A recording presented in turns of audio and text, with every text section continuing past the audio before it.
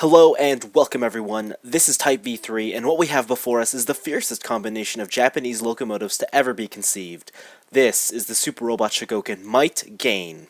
So let's hop aboard on the Braves Express and see if this is a train worth riding. Provided that absolute screen accuracy is the number one thing you're looking for in a Might Gaine figure, then look no further because this super robot Chogokin has you covered. I have virtually no issues with this sculpt and its proportions whatsoever. Maybe his upper arms or shoulders could have used a little bit more weight in them, but personally I think it's fine the way it is. Of course, if you simply don't like Might Gaine's design, then this figure won't do anything for you. Then again, how can you not like this look? He could basically pass for Gao Gagar's little brother. Now, while the sculpt is perfect, I can't say I have the same amount of praise for the paint. Everything needed is here, but it doesn't feel as if any specific area was given special detailing. Nothing about this paint makes me lust over the figure. A lot of the colors just appear boring. Nothing really stands out. Not even the gold metallic chest. It kind of just blends in with the rest of the figure. At least the head sculpt turned out great and there were no issues with quality control with the paint application. Articulation is where this figure really shines. It's very awesome. His simple design means that he can really use all the joints that he's been given. His head is on this awesome, sweet, extended neck joint, and then there's a ball at the top, so it makes it really, really cool to pose him like that. The shoulders can come down, and these trains can come up and whatever. There's swivels. The double jointing here is cool because there's a gap there that folds in so that he can really get close. Even the wrist has two ball joints, one at the wrist itself and one at the connection, so that's just awesome. The torso, the crunch is weak, but the swivel is great. His backpack, his jet booster, even can move up and down just to get out of the way, so that's really cool. He's also a Chogokin, so that means there's diecast, and that's all in his legs and his hip assembly. In fact, both of the hip joints there are all diecast joints, so it's very tight, but it's also just really awesome. So I love that. You've noticed the skirts can move out of the way and whatnot, and his legs are where things really just get real cool.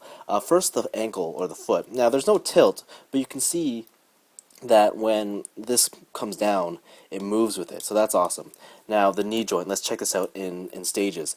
The first part is this part here, and you'll notice that when you bend his leg, there's a gap that comes in to fill in basically where that pad was, so that's cool.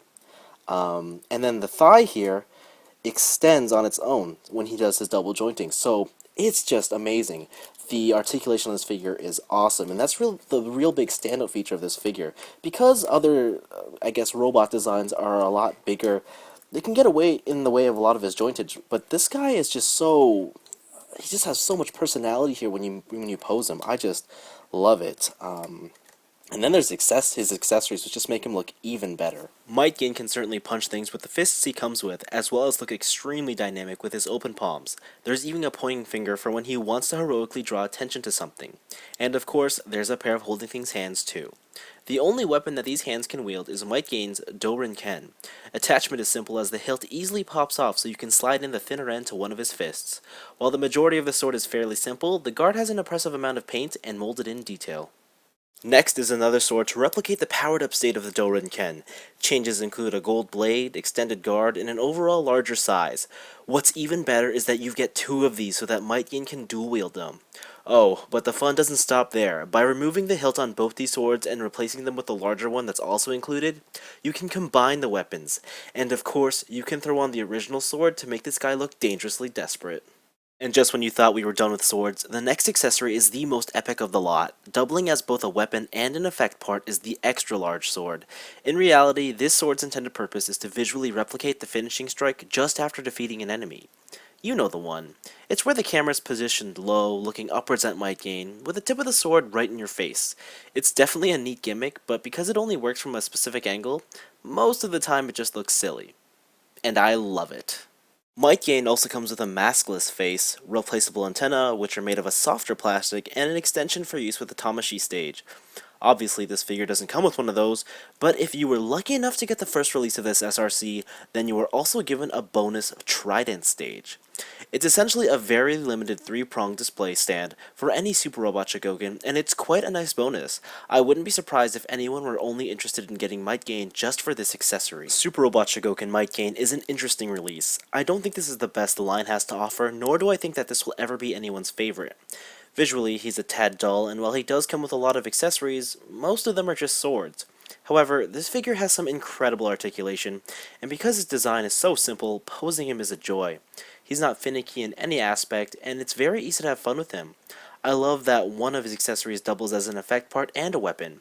It's something I'd like to see more often in future SRCs, and then there's the bonus Trident stage, which in and of itself is worth buying this figure for.